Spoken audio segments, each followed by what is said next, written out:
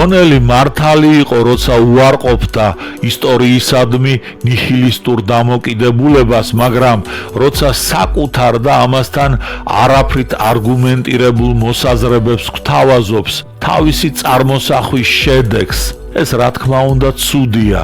მიუხედავად ყველაფრისა, დონელის შეხედულებებმა დიდი გავლენა მოახდინა თანამედროვე და შემდგომი თაობების ატლანტოლოგებზე, რადგან პროტოკულტურის არსებობის თეორია მათთვის მისაღები აღმოჩნდა.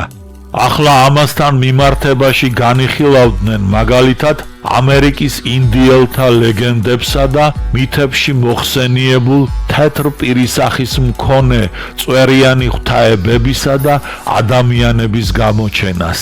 ასე გახლდათ მაიას, ტოლტეკებისა და აცტეკების ღმერთი კეცალკუატლი. მაიას ენაზე მას უწოდებდნენ კუკულკანს, ფრთოსან გველს. ეს იყო კულტურისა და პლანეტა ვენერას ღმერთი. მას ცეცხლოვან გველსაც უწოდებდნენ, გველთა ღმერთსაც, ქარების ღმერთსაც. აცტეკთა რწმენა წარმოდგენით ის იყო ღვთაებრივი მმართველი მეორე 4 ქარის ერისა. ამ ერის დასასრულს ქარიშხალმა დედამიწა წალეკა, ადამიანები კი მაიმუნებად გადააქცია. ადგილობრივებისაგან განსხვავებით კეცალკუატლს თეთრი პირისკანი და შავი წვერი ჰქონდა. ინდოელთა მითების მიხედვით ის აღმოსავლეთიდან მოსულა მექსიკაში თანმხლებ პირებთან ერთად. ბევრი რამ უსწავლია, მერე კი წასულა აღმოსავლეთისაკენ, თუმცა დაუბარებია, დაუბრუნდებიო. აღმოსავლეთიდან მოსული და უკან გაბრუნებული ღმერთის ისტორიამ მრავალი მოსაზრება წარმოშვა, რომელთა მიხედვითაც კეცალკოეტლი ხან ადამიანი იყო და ხანაც ღმერთი. ამის შესახებ მეტად საინტერესო მოსაზრება აქვს გამოთქმული ვაინს თავის ნაშრომში აცტეკთა ისტორია. უკვე ეს გაუგებრობა ადამიანსა და ღმერთს შორის ასეთი მრავალსახოვანი საკმარისია იმისათვის, რომ ჩიხში მოაქციოს ისტორიკოსი, მაგრამ ესეც ცოტაა. ჩვენ და გასაკვირად აღმოვაჩენთ, რომ ტიტული კეცალკუატლი ეძლეოდა არა მხოლოდ ტეოტიუკანელ ტოლტეკთა მმართველებს, არამედ ტენონჩიტლანში ენიჭებოდათ მთავარ ქურუმებს, იმდროინდელ სწავლებათა მცველებს. ცნობილი ავტორიტეტები მხარს უჭერდნენ ჰიპოთეზას ვინმე მექსიკელზე, სახელად კეცალკუატლზე, იუკატანში რომ დასახლდა, შეითვისა მაიას კულტურა და წარჩინებულ მდგომარეობას მიაღწია. შემდგომში ის თითქოს დაბრუნდა მექსიკაში. ზეგანის მცხოვრებლებთათვის უჩვენებია კალენდრის ერთ-ერთი ვარიანტი და კიდევ ბევრი სასარგებლო ხელოვნება უსწავლებია მათთვის. სხვა უფრო რომანტიკულად განწყობილი ისტორიკოსები მზად არიან კეცალკოატლში დაინახონ ირლანდიელი, ძველი სკანდინავიელი ან კიდევ მექსიკაში მოულოდნელად გამოჩენილი ატლანტისელიც კი. სინათლესა და ბარაქს რომ ავრცელებდა თავის გარშემო.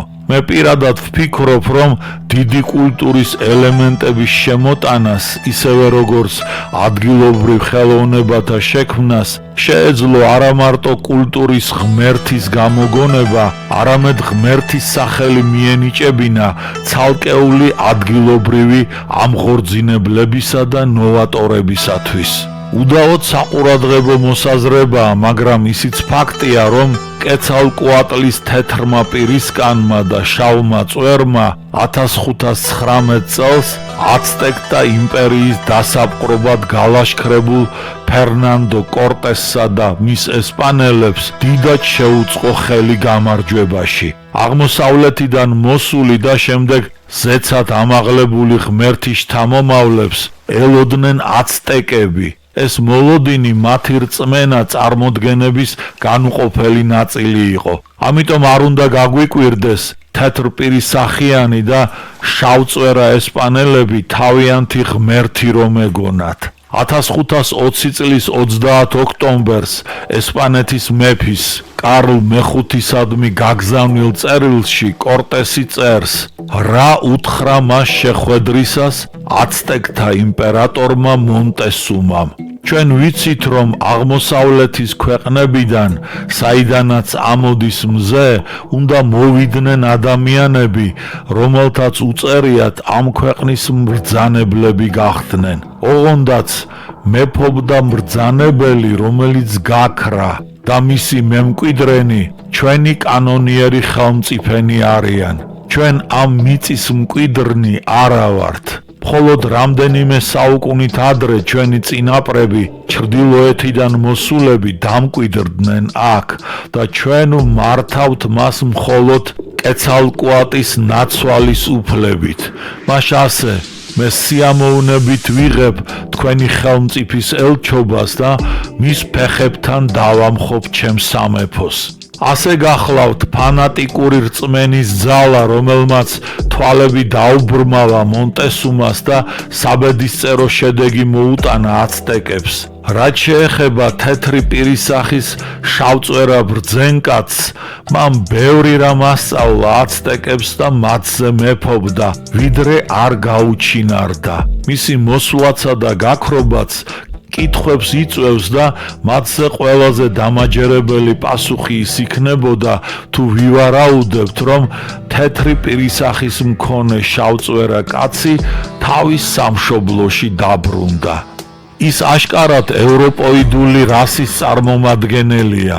ოღონდ რომელიერისა ამის გაგება ისტორიის ერთ საიდუმლოს კიდევ ახდიდა ფარდას. ატლანტოლოგებს მტკიცედ სჯერათ, რომ ეს იყო ატლანტისის დაღუპვის შედეგად გადარჩენილი ატლანტისელი, მაგრამ გაუგებარია რატომ დატოვა მან მექსიკა, მით უმეტეს რომ მისი კუნძული აღარ არსებობდა. ამასთან როგორც ვიცით, ატლანტისი 11500 წლის წინათ დაიღუპა, ხოლო მაიას ცივილიზაცია ძველი წელთაღრიცხვით მეორე საუკუნიდან იღებს სათავეს. ამიტომ საინტერესოა, რატომ დასჭირდა იმ ატლანტისელს 9000 წელი ოკეანის შუაგულიდან იუკატანის ნახევარკუნძულამდე მისაღწევად. მას ვინ შეიძლება ყოფილიყო ის ევროპოიდი? ლუდვიგ ზაიდლერი თავის წიგნში ბასკებს იბერიელებს უწოდებს და მათ შესახებ ასე მსჯელობს. როგორი შესახედავნი იყვნენ იბერიელნი? იულიუს აგრიკოლას ცხოვრებაში ტაციტუსი წერს, სილურთა ბრიტანეთის კუნძულების მცხოვრებთა შავგრემანის სახეები მეტწილად ხვეულა თმა და ესპანეთის წინააღმდეგ მათი განწყობა საფიქრელს ხდის, რომ ძველი იბერიელნი აქ ზღვით მოსულან და ეს მხარე დაუკავებიათ. ტაციტუსი ამტკიცებდა იბერიელებს ოდესღაც ბრიტანეთის კუნძულების კოლონიზაცია მოუხდენიათო.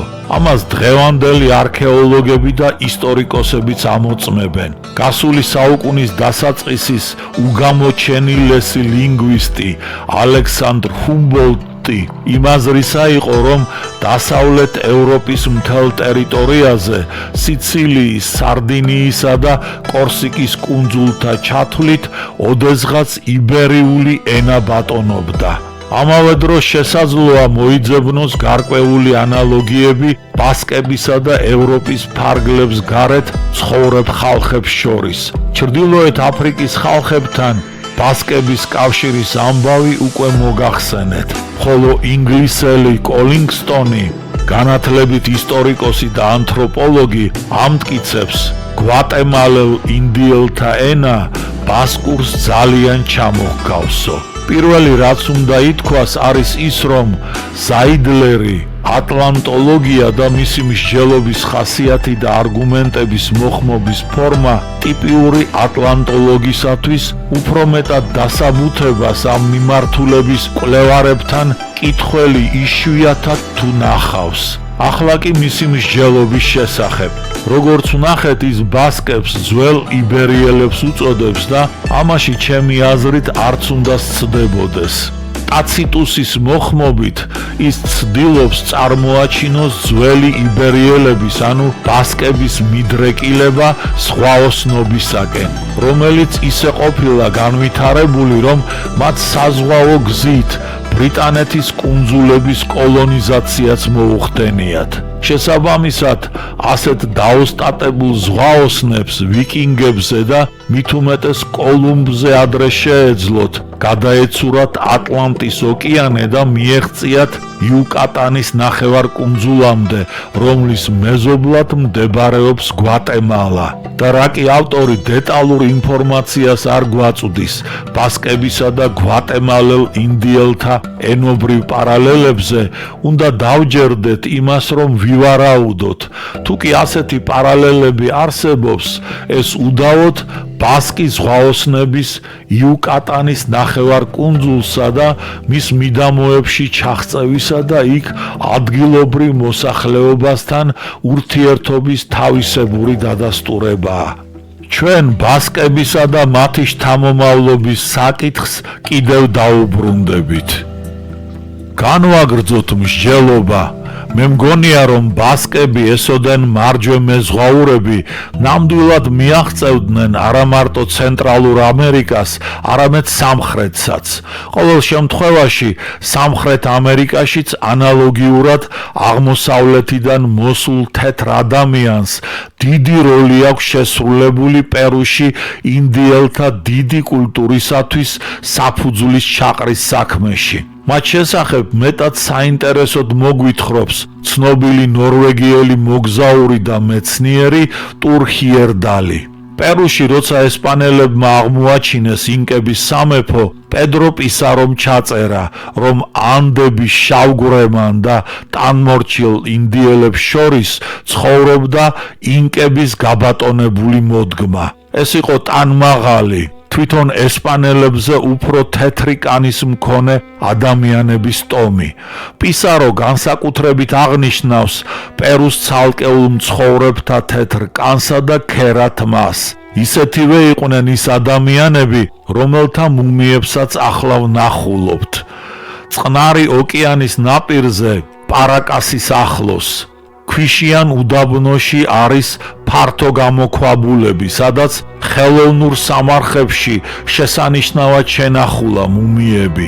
თუ მათ ფერად საბნებს გადავხდით, შესაძლოა დავინახოთ, რომ ზოგ მათგანს თმა შავი აქვს და უხეში, როგორც ინდიელთა უმეტესობას, იმ დროს, როცა სხვებს იმავე პირობებში შენახულებს, ქერათმა ამშვენებთ, ხშირად წაბლისფერი, თხელი, ნაზი, როგორც აბრეშუმი, დახვეული, როგორც ევროპელთა თმები. ამ მუმიებს აქვთ წინ წამოწეული ქალა, დიდი ზომის ტანი და მკვეთრად გამორჩეული პერუს თანამედროვე ინდიელი მაცხოვრებლისაგან. სპეციალისტებმა, რომელთაც მათი თმები მიკროსკოპში შეისწავლეს, განაცხადეს, რომ მათ ახასიათებთ ყველა ის თვისება, რითაც განასხვავებენ თმათა ნორდიულ ტიპს მონღოლთა და ინდოელთა თმებისაგან. ახლა რას ამბობენ ლეგენდები? ყველაფერი მიკროსკოპში ხომ არ ჩანს? ლეგენდები არაფერს არ ამტკიცებენ. მაინც რას ამბობენ? როცა პისარომ ინდიელებს კითხა, ვინ იყვნენ თეთრკანიანი და ქერათმიანი ადამიანები, მათ უპასუხეს, რომ ესენი იყვნენ უკანასკნელი შთამომავალნი თეთრკანიანი წვერიანი ადამიანებისა, ვარაკოჩა, ღმერთების შთამომავალნი. ისინი იმდენად გავდნენ ევროპელებს, რომ როცა პისაროს ხალხი ინკების სამეფოში ჩავიდა, მაშინვე მათ ვირაკოჩა უწოდეს. ხომ ფაქტია, რომ ფრანსისკო პისარო ერთმუჭა ესპანელებით შეიჭრა პირდაპირ ინკების სამეფოს გულში, ტყვედ-იგდო მეფემზე, დაამხო მისი დიდი იმპერია და მეფის უზარმაზარმა საბრძოლო ლაშქარმა ბუზიც ვერ აუფრინა. ინკებმა იფიქრეს, ნამდვილად ვირაკოჩები დაბრუნდნენ წყნარი ოკეანის მიღმიდან. მათ შორის ყველაზე უფრო გავრცელებული ლეგენდის მიხედვით, ინკების წინამორბედმა მეფემზე კონტიკი ვირაკოჩამ მთელი თავისი ქვეშევრდომების თანხლებით დატოვა პერუ და გაემგზავრა წყნარ ოკეანეში. ტიტიკაკას ტბის გარშემო მდებარე მთებში რომ ავიდნენ, ესპანელებმა იქიდან დაინახეს სამხრეთ ამერიკის ყველაზე უფრო დიდი ნანგრევები, ტიაუანაკო. თაზე უზარმაზარი ლოდებისაგან კლასიკური ფორმით აგებული ხელოვნური ტერასები, აგრეთვე ბუმბერაზი ადამიანების მრავალრიცხოვანი გამოსახულებანი. როცა ცნობილმა მემატიანემ სიესე დე ლეონმა იკითხა, ვინ დატოვა ეს ნანგრევებიო, უპასუხეს, ეს იმ შენობების ნანგრევებია, რომლებიც ინკების მოსვლამდე და გაბატონებამდე დიდი ხნით ადრე ააგესო. ისინი აუშენებიათ წვეროსანსა და თეთრკანიან ადამიანებს, რომლებიც ჰგავდნენ მათ, ესპანელებს. მაგრამ ერთხელ ამ ხალხმა მიატოვა ქანდაკებები და კედლები და თავიანთი ბელადის, კონტიკი ვირაკოჩას წინამძღოლობით გაემართნენ კუსკოში, შემდეგ კი წყნარ ოკეანეში. ზედწოდება ვირაკოჩა, ანუ ზღვის ქაფი.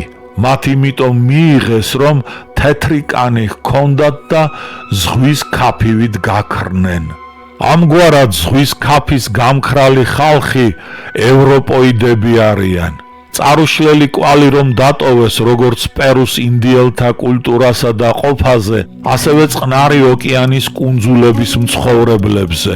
იმას რომ ისინი გარკვეულ მომენტში პერუდან აეყარნენ და კუნძულზე გადასახლდნენ, უდაოდ ჰქონდა რაღაც მნიშვნელოვანი მიზეზი.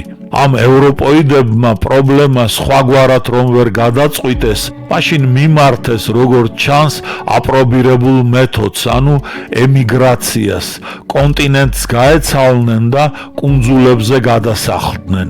აპრობირებულია, იმიტომ ვამბობ, რომ ამერიკის კონტინენტზე დასახლებამდე ეს ხალხი იძულებული გამხდარა, ახალი საცხოვრისი ეძებნა. რა იყო ამის მიზეზი უცნობია, მაგრამ სხვაგან გადასახლებამ მათ წარმატება მოუტანა, რადგან მოახერხეს პერუში შესაძლებლობათა რეალიზება. ამას მაფიქრებინებს მათი დანატოვარი ძეგლები. წყნარი ოკეანის კუნძულებზე კი ამ ხალხის ბედი ტრაგიკულად წარიმართა. იმ ინფორმაციით, რაც ტურ ჰიერდალმა მათ შესახებ მოიპოვა, ცნობილი ხდება, რომ კუნძულებზე დასახლებიდან რამდენიმე ხნის შემდეგ ადგილობრივ მცხოვრებლებს ეს ემიგრანტები ამოუწყვეტიათ. დღემდე უცნობია თუ ვინ იყვნენ ეს ევროპოიდები, საიდან და როგორ აღმოჩნდნენ ამერიკის კონტინენტზე. ამ კითხვებზე მეცნიერულად დასაბუთებული პასუხი არ არსებობს. არა მხოლოდ ვარაუდები. ამათგან ერთის თაობაზე ბასკების საზღვაო ექსპედიციებს რომ შეეხება უკვე მოგახსენეთ. მაგრამ ატლანტოლოგთა ნაწილს განსაკუთრებით კი იგნატიუს დონელის შეხედულებათა გამზიარებლებს მტკიცედ სწამთ, რომ ევროპოიდები მექსიკასა და პერუში ატლანტისიდან მოვიდნენ. მიუხედავად ამ თეორიის სუსტი მხარეებისა, მას ბევრი ატლანტოლოგი იზიარებს. ასე მაგალითად, 1923 წელს ამერიკელი მიტჩელ ჰედჯი ამტკიცებდა, ატლანტისი ამერიკის კონტინენტის ახლოს მდებარეობდა. მისი ნაშთების ნახვა კარიბის ზღვის ფსკერზე შეიძლებაო. ამასთან ჰედჯი თვლიდა, რომ მექსიკისა და პერუს ძეგლები ეგვიპტურის მსგავსი იყო და რომ ატლანტიკის გაღმა-გამოღმა მდებარე ცივილიზაციებს ერთნაირი ძირები ჰქონდათ, რომლებიც ატლანტის უკავშირდებოდა. ასე რომ დონელის მიმდევრები ნამდვილად ჰყავდა, მაგრამ მის თეორიას სერიოზული საფრთხე შეუქმნა მობილიზმის ჰიპოთეზამ, რომლის გასაცნობად ენციკლოპედიურ ცნობას მოვიხმობთ. მობილიზმი, მოძრავი, ტექტონიკური ჰიპოთეზა, რომელიც შესაძლებლად მიიჩნევს დედამიწის ქერქის დიდი უბნების მნიშვნელოვან ჰორიზონტალურ გადაადგილებას. მისი პირველი ავტორები იყვნენ ამერიკელი გეოლოგი ტეოლორი 1910 წელი და გერმანელი გეოფიზიკოსი ვეგენერი 1912 წელი. ეს უკანასკნელი თვლიდა, რომ მეზოზოური ერის დასაწყისამდე კონტინენტები ქმნიდნენ ერთიან სუპერკონტინენტს, პანგეას, ქერქვეშა ფენაში ცენტრიდანული და მოქცევის ზალების გავლენით მეზოზოურ და კაინოზოურ ერებში პანგეა დაიშალა და მისი ნაწილები დასავლეთისა და ეკვატორისაკენ დაიძრნენ. კონტინენტების მოძრაობის დროს მათ დასავლეთურ კიდეებზე წარმოიქმნა ნაოჭა სისტემა. 1930-იან წლებში მობილიზმი განავითარეს შვეიცარიელმა გეოლოგებმა არგანმა და შტაუბმა. მომდევნო წლებში ახალი გეოფიზიკური მონაცემებით ბაზალტურ ფენაში მოტივტივე მექანიკური გადაადგილების შეუძლებლობის გამო მობილიზმი თითქმის მთლიანად უარყოფილ იქნა. მაგრამ მას შემდეგ, რაც გამოირკვა დედამიწის მანტიის ზედა ნაწილში შედარებით პლასტიური ფენის, ასტენოსფეროს არსებობა და განსაკუთრებით ქანების ნარჩენი მაგნიტიზმის შესწავლის საფუძველზე მობილიზმი კვლავ განახლდა ნეომობილისტური ფორმით და 60-იან წლებში ჩამოყალიბდა როგორც ახალი გლობალური ტექტონიკის, ანუ ფილაქნების ტექტონიკის ჰიპოთეზა.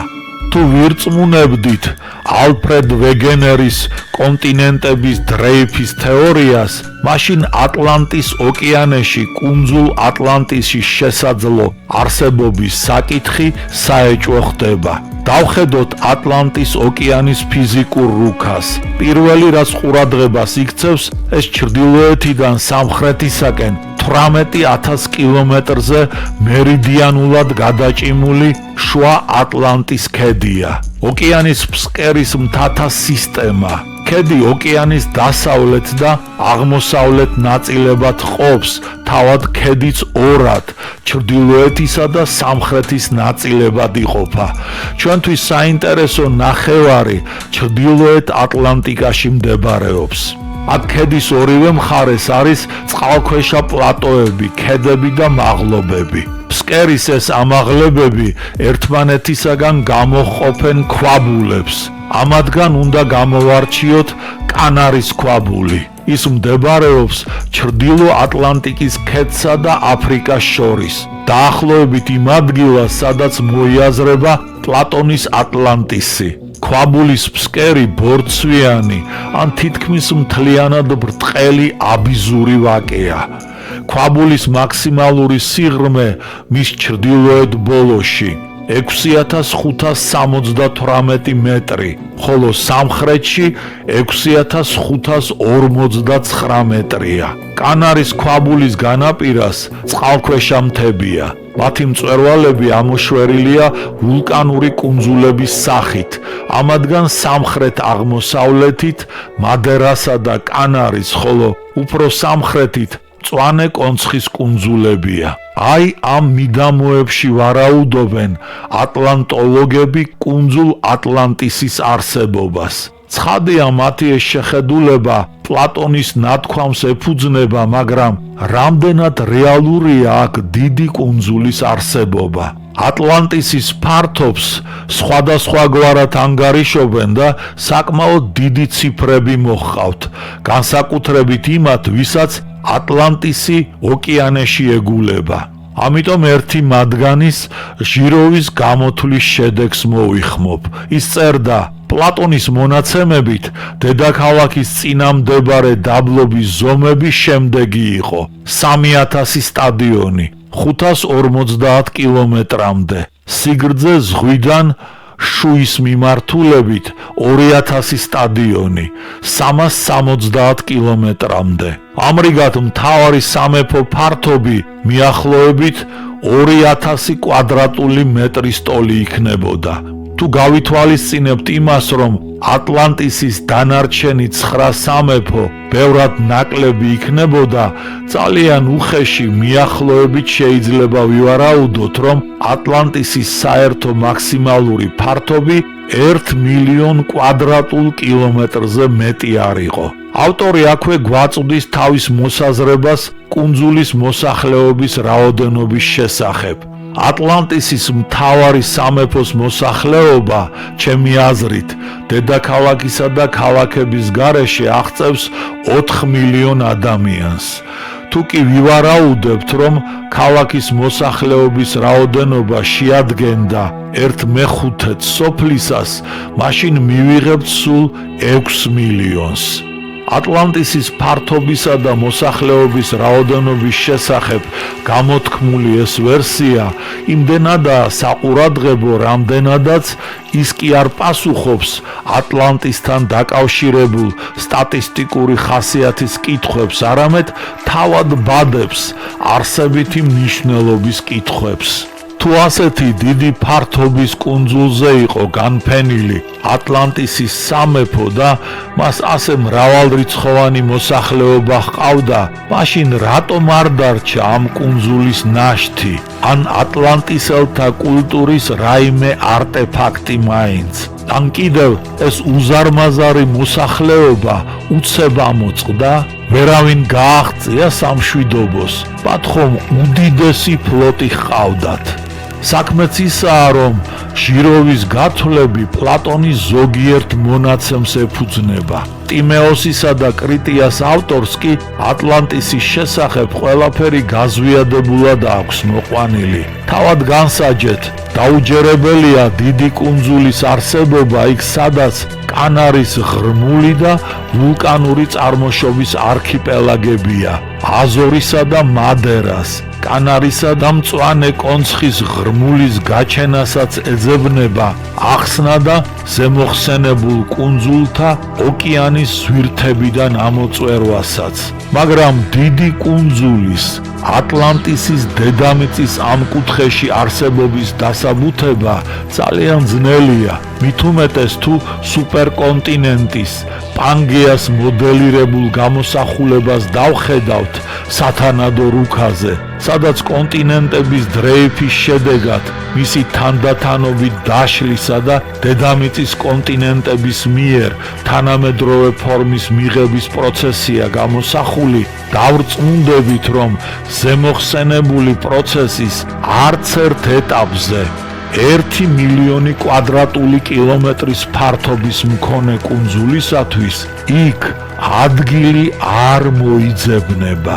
კონტინენტების დრეიფის თეორიას რომ თავი დავანებოთ და ატლანტისის ოკეანის ფსკერის ამსახველ რუქას კიდევ ერთხელ მიუბრუნდეთ, დავინახავთ, რომ თუ რაიმე ფიზიკური მოვლენა იქცევს იქ ყურადღებას, ეს იმის საპირისპირო ტენდენციის ნიშნებია, რასაც დონელი და მისი მიმდევრები ხედავენ.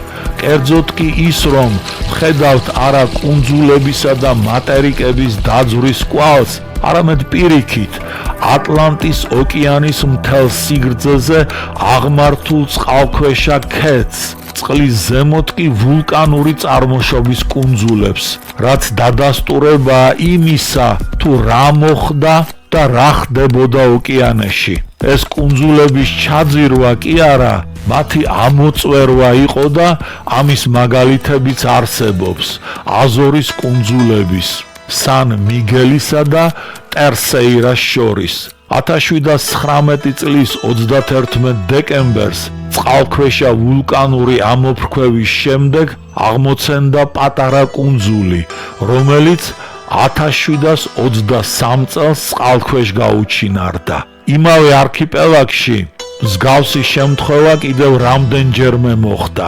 1867 წლის 1 ივნისს კუნძულებს ტერსეირასა და გრასოზას შორის კვლავ ვულკანის წყალქვეშა ამოფრქვევა მოხდა და წყლიდან კუნძულის წვერი ამოვიდა, მაგრამ მალევე წყალქვეშ გაუჩინარდა. ასეთი შემთხვევები აზორის არქიპელაგზე კიდევ განმეორდა 1871 წლის 1 თებერვალს. ბოლო შემთხვევა კი 1947 წლის 28 სექტემბერს მოხდა, ოღონდ ეს ყველაფერი ატლანტის ოკეანეში კუნძულ ატლანტისის არსებობისა და დაღუპვის საბუთად ვერ გამოდგება. ატლანტოლოგთა ერთი ნაწილი დიდ მნიშვნელობას ანიჭებს ამ შემთხვევას. ევროპასა და ამერიკას შორის სატელეფონო კაბელის ატლანტისის ოკეანის ფსკერზე დაგებისას ის გაწყდა და ფსკერზე დაეშვა. დაიწყეს მისი ბოლოს ძებნა, რაც მეტად ძნელი საქმე გამოდგა, რადგან ოკეანის ფსკერის ეს მონაკვეთი თაგორიანი აღმოჩნდა. აქ მწვერვალებიც იყო, კლდეებიც, ღრმულებიც და უზარმაზარი წყალქვეშა დაბლობებიც. ეს გახლდა შუა ატლანტიკის ქედის ნაწილი, 900 კილომეტრით ჩრდილოეთით მდებარე აზორის კუნძულებიდან. აქ კაბელის ბოლო 3000 მეტრის სიღრმიდან ამოათრიეს. მას ამოჰყვა ტიქტილიტის ნამტვრევი. ეს არის მინისებრი სტრუქტურის ბაზალტის ლავა, რომელიც პარიზის გეოლოგიურ მუზეუმში ინახება. ფრანგმა გეოლოგმა ტერმიემ შეისწავლა ლავის ეს ნამტვრევი. 1913 წელს პარიზის ოკეანოგრაფიის ინსტიტუტში მან წაიკითხა მოხსენება, რომელშიც ამტკიცებდა ოკეანის ფსკერზე ნაპოვნი ლავის ფრაგმენტი შეიძლება მხოლოდ ჰაერზე, ანუ ხმელეთზე გადმოდინებისას გამაგრებულიყო და არა ოკეანის წიაღშიო. ანალოგად კუნძულ მარტინიკაზე მდებარე ვულკან პელეს ლავის მინისებრ სტრუქტურას ასახელებდა და შესაბამისად აკეთებდა დასკვნას, რომ აზორის კუნძულებიდან ჩრდილოეთით 900 კილომეტრზე მდებარე სივრცე წარმოადგენდა ხმელეთს, რომელზეც ამოიფრქვა ვულკანი და მისი ლავის ნატეხი ამოჰყვა კაბელს. ახლა ეს ხმელეთი 3000 მეტრზეა ჩაძირული ოკეანეშიო.